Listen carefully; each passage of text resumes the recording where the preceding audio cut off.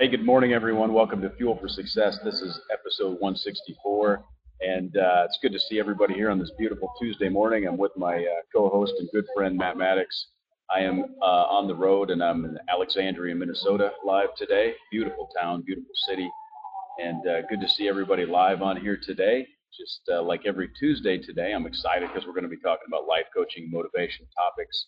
Got several excellent things lined up to talk about today, including evaluating your life routines and processes and some things of that nature. So we're glad to be able to bring the show to you. All of our live viewers, welcome. And as always, feel free to ask questions and interact during the show using this platform that we're using. And good morning, Matt. How are you today? Man, it feels good to be home. I really enjoyed hanging with you this weekend. We had a blast, man. Just an amazing missions trip, and it's good being in Minnesota. Minnesota, you hands down, is beautiful up there. I can see why you love the state of Minnesota. What a beautiful place. Amazing people, and I had a great time. But needless to say, I'm glad to be back in sunny Florida today. My son starts school tomorrow, 7th grade. So speaking of evaluation, we're going to be talking about why it's important to evaluate your life. You know where I'm at right now?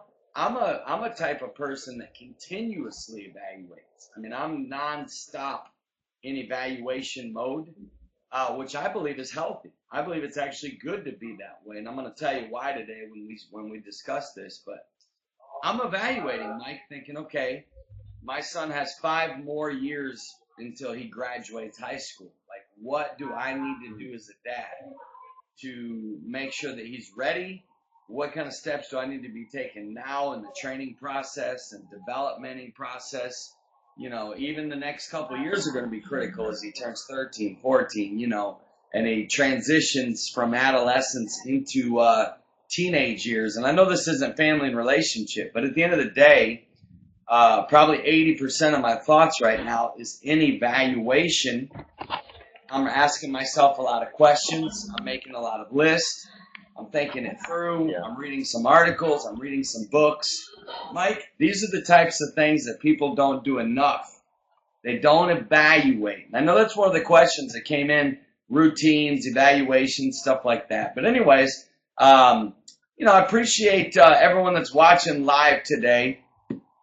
Fuel for Success is a daily internet talk show. Unfortunately, there are some days when just no matter how hard we try, schedule prevents us from being able to launch the show live. But we're thankful to be back in our flow, Mike, of our Monday through Friday, 9 a.m. Fuel for Success talk show, my friend. That's right. And apologize for any background noise. I am in a coffee shop, so you will hear espresso machines. And I'm glad to be here, man. It's like you say, back in the flow and in the 9 o'clock routine. We've got some great things planned for the show, and we're excited to be sharing them in the very near future. So look for updates. And thanks everyone for joining us live. Hey, and as everyone knows, feel free to chat in the box here and ask questions as we go. The powerful thing about the show is the Q&A and the live interaction. Let me ask you this, Matt. You and I are both process-driven individuals. We believe very firmly in process when it comes to ministry and business, and even in life. And what's some advice that you would have for someone that's maybe wanting to develop a better routine and process for their life? That's a good question. Obviously, it's not something that I've mastered. It's something that I'm on my way to mastering because I so believe that routine is the secret to success. And in fact, if you study highly successful people, you'll find that most of them have a pretty thorough routine in every area of their life. But to break this down, Mike, we've got to consider the fact that we need routines for, our family, for our spiritual life, for our health, for our finances, for our, just our passion, our business, whatever. So there's many areas of our life that needs routines. Like for me, I have a literal checklist, a written out morning routine of things that I need to do in the mornings every day to make sure that I have the highest level of energy, to make sure that I'm focused, to make sure that I'm ready. And what I've learned, Mike, when I follow those routines and I stay in those routines, my days are better. I notice the days when I seem distracted and I'm not in my flow and the energy is low and I'm not really hitting on all cylinders, it's because I violated a routine somewhere. Same thing with a bedtime routine. If I follow my bedtime routine, I mean, keyword is routine, I sleep better. My sleep is more quality. I wake up feeling more rested.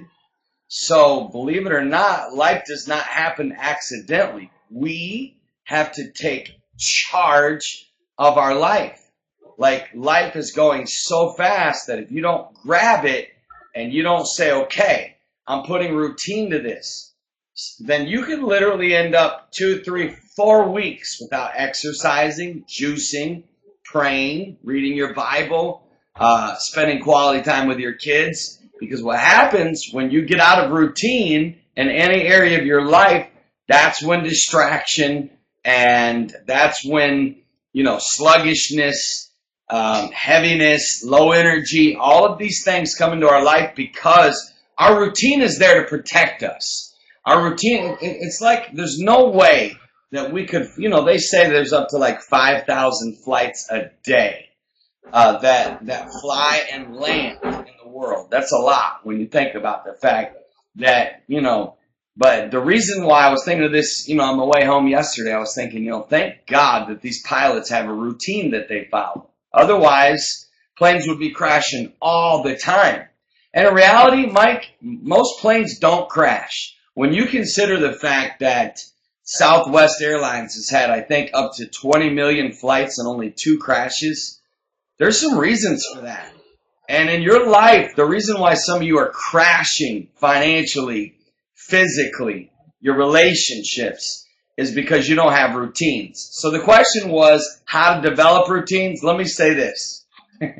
It's by far one of the most challenging things you'll ever do is develop a routine because life is so unpredictable. So much can change in your life. And it's just one of those things. Mike, my advice, number 1, be realistic about it. Number 2, fight to get it. Even when life becomes unpredictable. Even when it feels impossible to get into a routine. Fight your way to get there, and sooner or later you're going to break through to a place where you get into a routine. If you can be in a routine 80% of the time, I really believe in the 80-20 principle, Mike. I think if most people, going for 100% is the goal. Realistically, it's not realistic. But if you can get into a routine 80% of the time, that's what I tell people. Look, if you can eat healthy 80% of the time, if you can, it's the 80-20 rule, man. Honestly, I honestly believe that,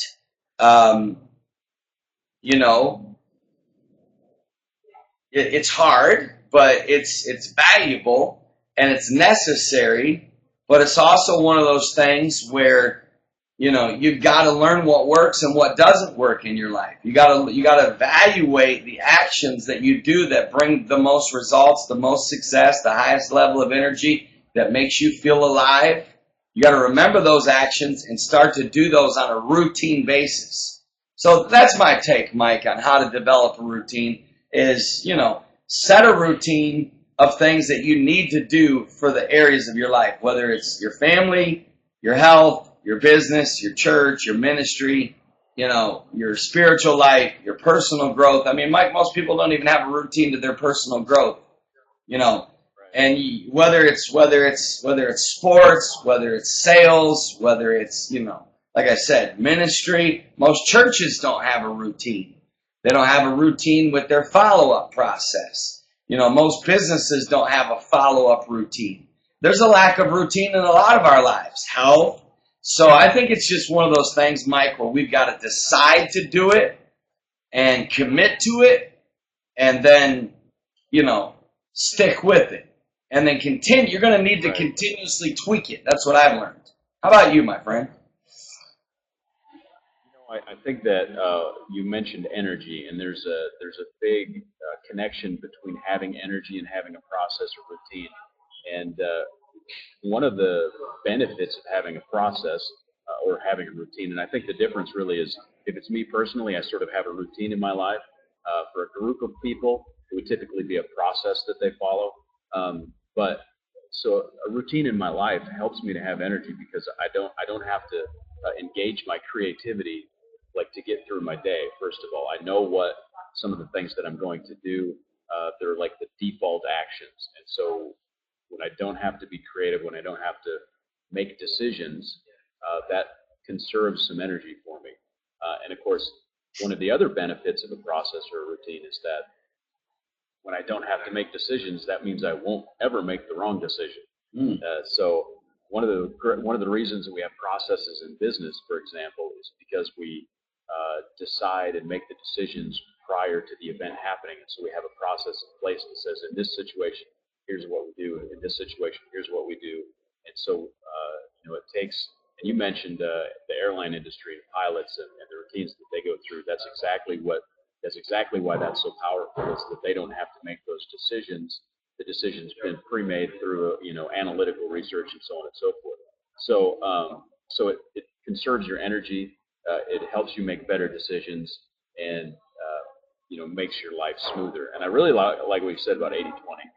To try and hit 100% of anything of that nature is unrealistic, and will probably cause you frustration and also sap energy. So understand that if you can hit 80%, you're doing really well. Absolutely. So expectation is a big thing. Absolutely.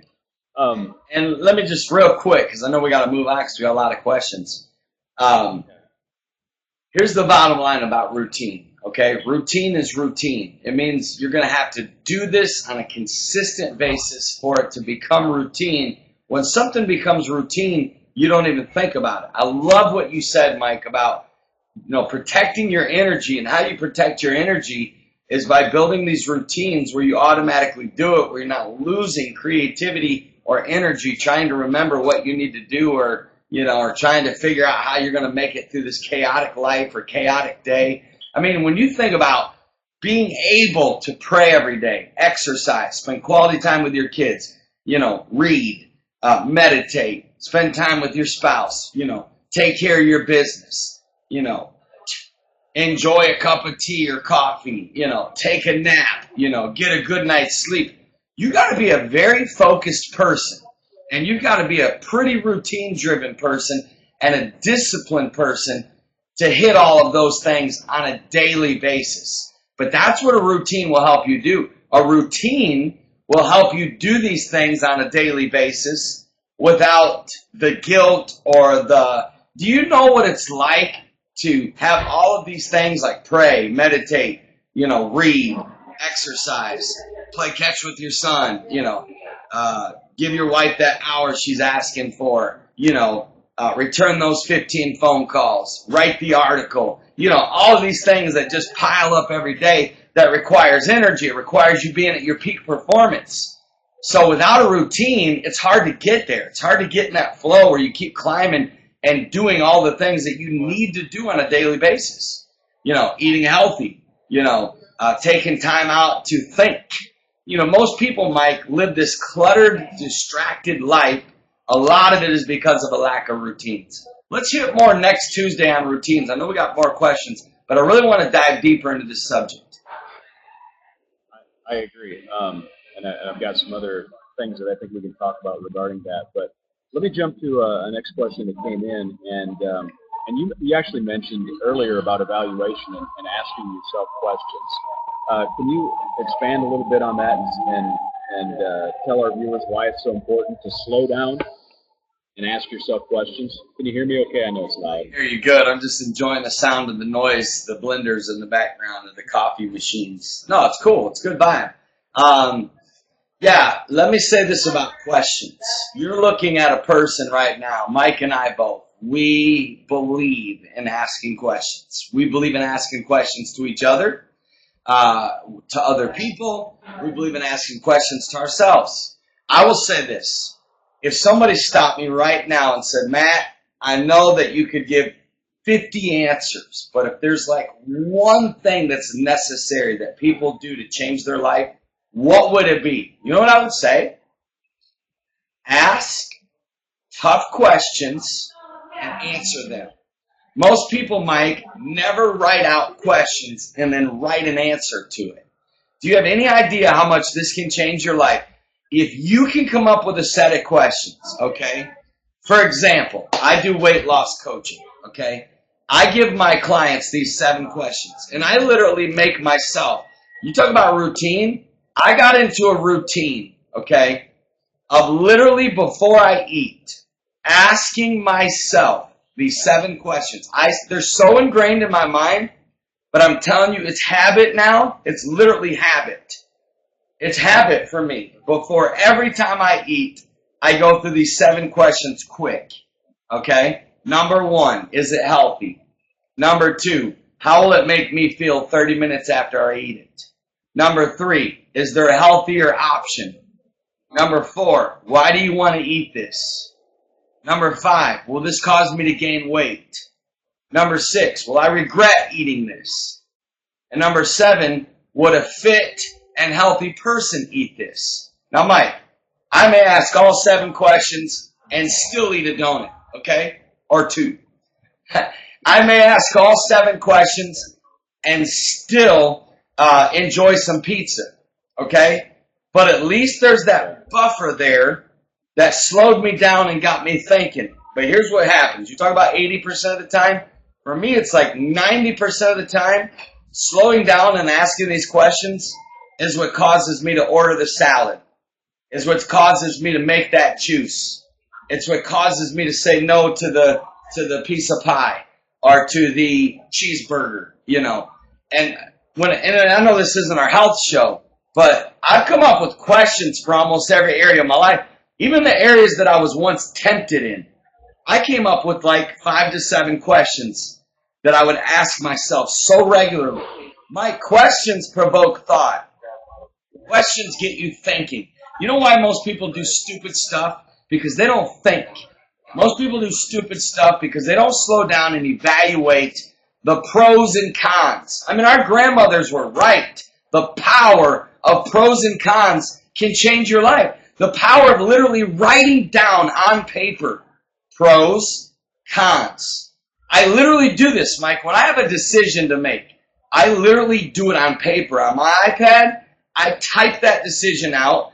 I literally type out all the pros, all the cons, and then I start asking questions. I literally, Mike, if I had a decision right now to make, it would not be uncommon for me to type out 10 to 15 questions.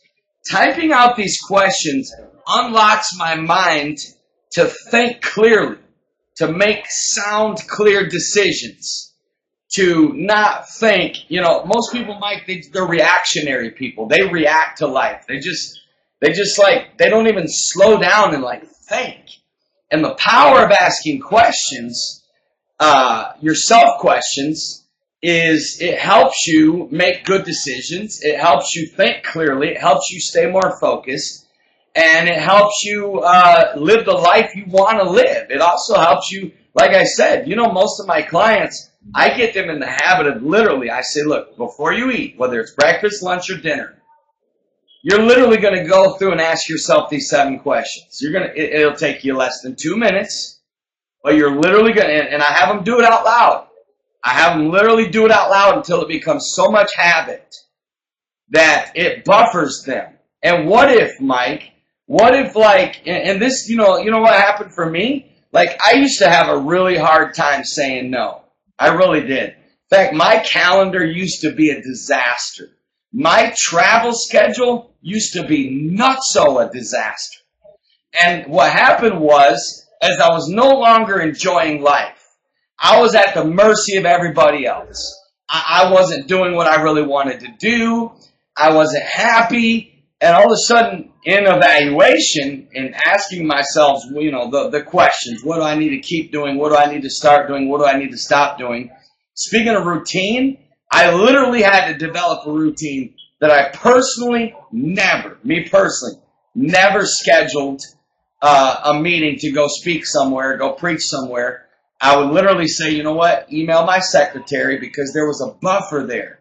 If I needed to say no, I could go through her, or she would ask me, are you sure you, and then I started to develop a series of questions, like, okay, you know, is this a place God really, and believe it or not, I wrote down like 5 questions before I ever accepted a speaking engagement. Mike, slowing down to ask those 5 questions. Now, I might have said yes, but it was yes on my terms. It was yes because I felt like it was something God wanted me to do, instead of just reacting like, oh, yeah, I'll come, you know. And slowing down to ask questions. Talking about routine. I would advise every person out there, literally every area of your life, you need to develop a set of questions you ask yourself every time. Literally ask yourself, is this wise? Would God want me to do this? How will this affect my family? How will this affect my health? How will this affect my future? Is this in line with my values? Is this in line with my goals? Mike, slowing down and asking the question alone clears the mind, stabilizes you, helps you not to react emotionally or just be this person that's just, oh, yeah, I'll do it, you know. No, you've got to have a system in your life of questions that you ask before you decide or before you act. You know, the amount of people, Mike, that are making life decisions without asking questions. If you're dating somebody, you need to have a series of questions. I have a series of questions. I have like 10 extremely focused, pointed, they're tough. You know what most of us don't do, Mike? Most of us don't ask the hard questions. I mean, hey, how's the weather? That's an easy question. How do you like the soup? That's an easy question. Most of us don't go deep, Mike. We're afraid of it. We're afraid to deal with the raw truth. We're afraid to deal with the raw reality of life. We're afraid to slow down and admit stuff. And we avoid the tough conversations, the hard questions. We avoid accountability. We avoid, the tough question of, am I being true to myself? Am I being honest? Am I being sincere? Like, Mike, I have a series of literally, in fact, I should write a book about this. I really should. I have a series of so many questions. I have tough questions. I literally have a file on my iPad called Tough Questions. They're like 10 questions that are brutal, man. They rattle my brain. But you know what it does? It causes me to live a life of integrity, of focus, of passion. Keeps my energy, keeps me in my walk with God. You know what I'm saying? Like, thank God. You know, Mike, we all have the ability of doing stupid stuff. I can't even tell you the amount of stupid stuff I would do if I didn't have... Some of you probably need a series of questions that you ask before you post stuff on social media.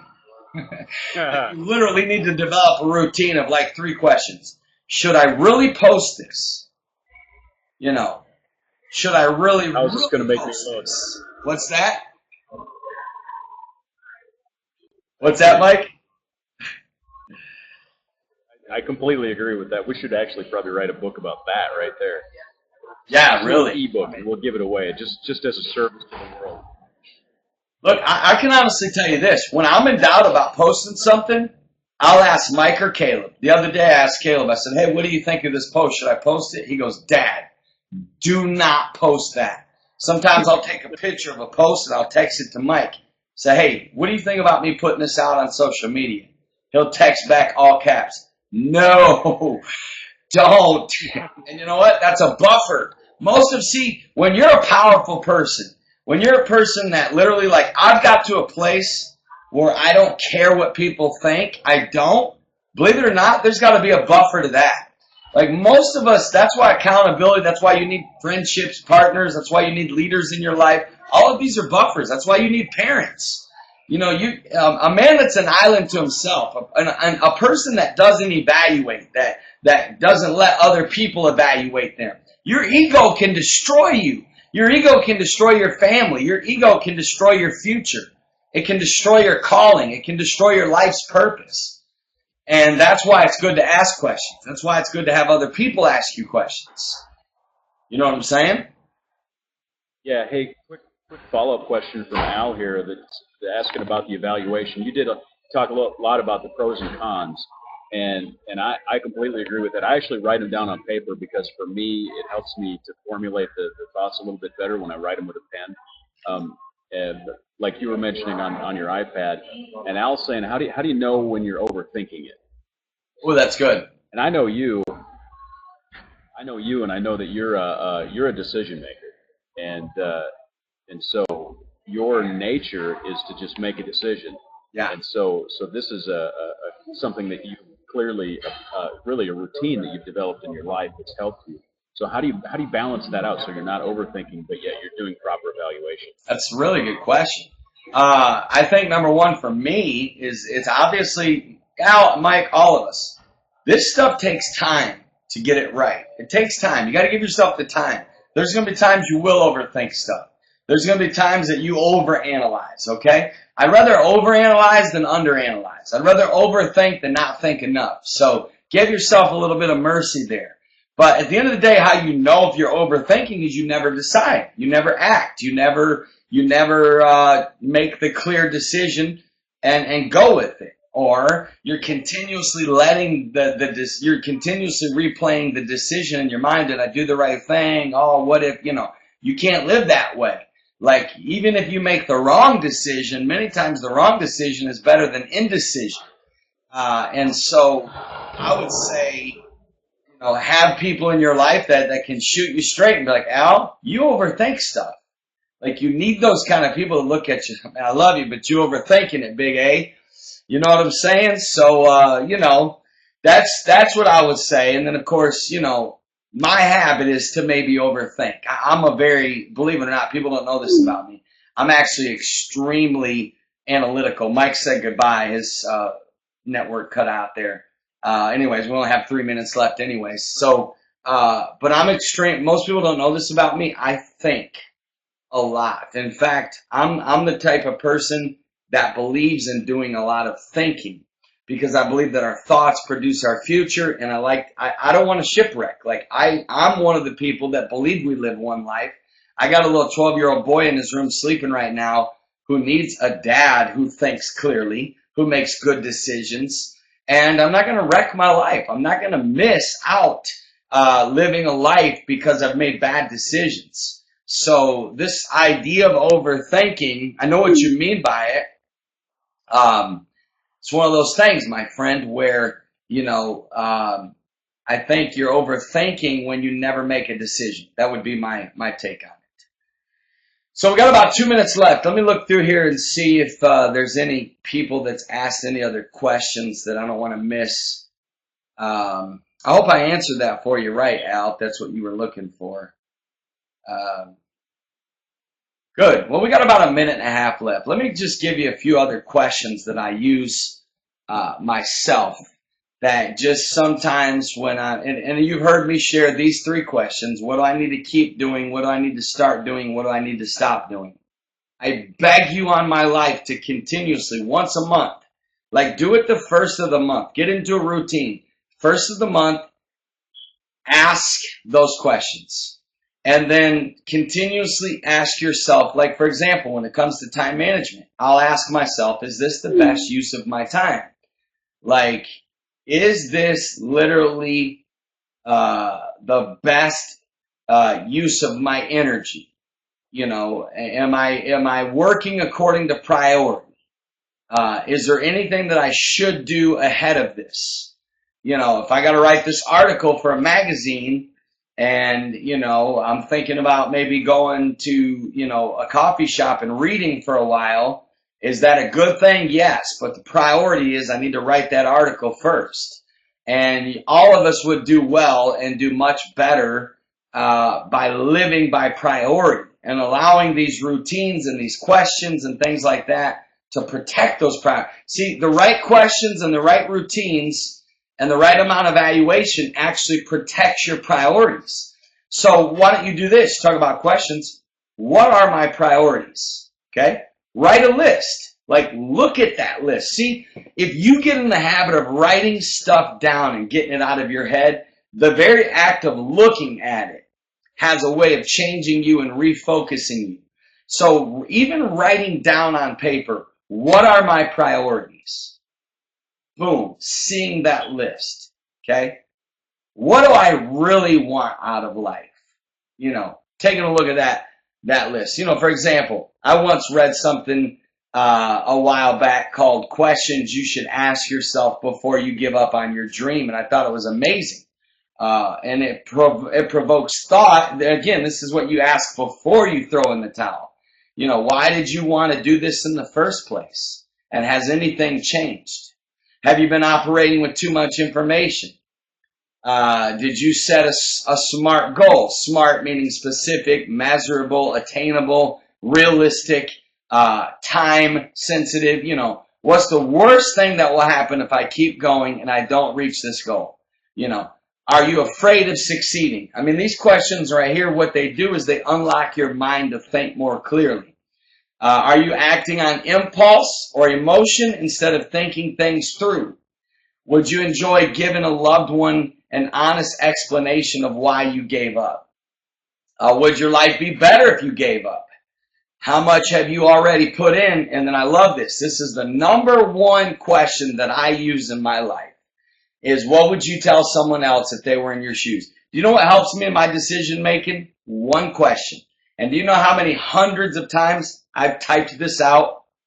What advice would I give Caleb in this situation? I've had situations in dating. I've had situations in business. I've had situations in ministry and in life when that one question, what advice would I give Caleb in this situation, has completely settled it right here and right here. Because as a dad, thinking through, like, what would I tell Caleb to do in this situation? You know, good. I love that, Sherry. Yeah, notebooks. Notebooks are like your life. Like, I have notebooks, and I also use my iPad for my list making. I use notes on my iPad. That way they sync to my computer and my phone, so I always have them. But I'm also big into moleskins, and they're very durable. They're very strong, so I do a lot of my list making there. But yeah, I want to advise all of you before we leave, get into writing out questions, writing out answers, writing out pros and cons, making lists. You know, for example, let's say you broke someone's trust, okay? Then what I would do is I would write down 10 to 15 things that you could do to rebuild that trust. Seeing that list, believe it or not, would help you. Let's say right now you don't have a good relationship with your spouse. The very act of writing down, what can I do to make this relationship better? Make yourself come up with 10 answers, 20 answers. You know, let's say, right now you're not feeling real connected to your teenager. Write it down. I'm telling you, writing it down is the answer, and it's the secret. Well, my partner in crime, Mike's not here to make sure that, we keep it in our 30 minutes, and I've already gone over, so hopefully we've given you enough today to add value to your life, to make you a better person, to help you live life better. We wish you the best of luck, my friends. We believe in you. Routines, evaluation, questions. That's what you need. God bless. We appreciate you. We'll see you tomorrow morning at 9 a.m. back for Fuel for Success. God bless you, my friends.